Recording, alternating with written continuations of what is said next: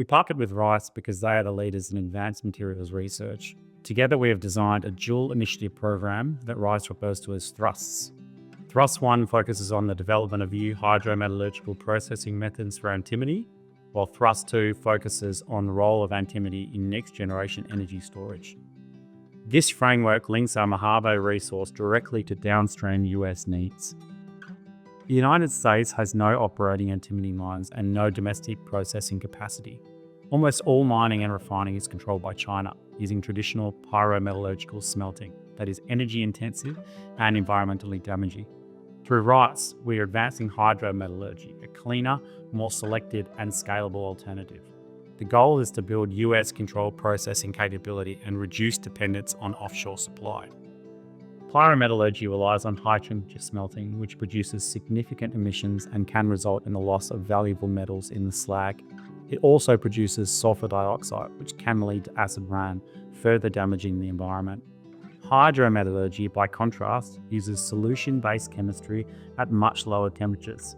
It allows for higher recovery rates, co-recovery of byproducts like silver and gold, and is a much cleaner alternative to pyrometallurgy.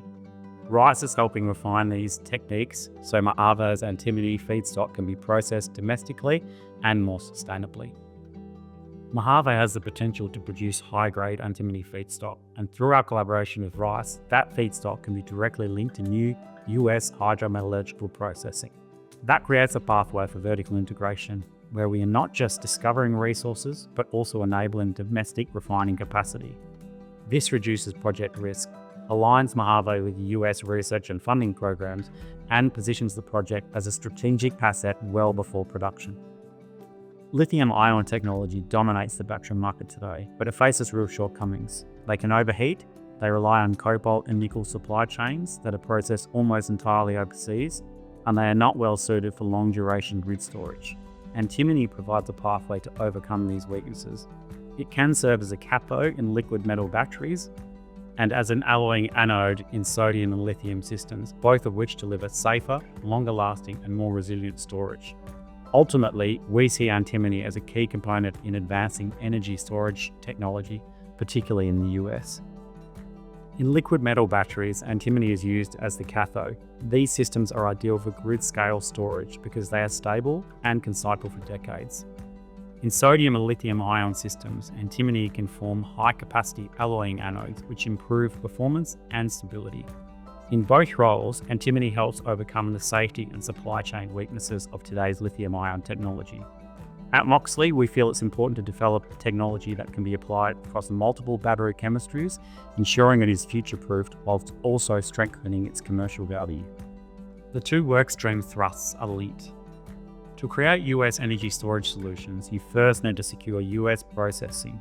Thrust 1 delivers the processing pathway through hydrometallurgy, while Thrust 2 connects the feedstock to advanced battery technologies and commercial applications.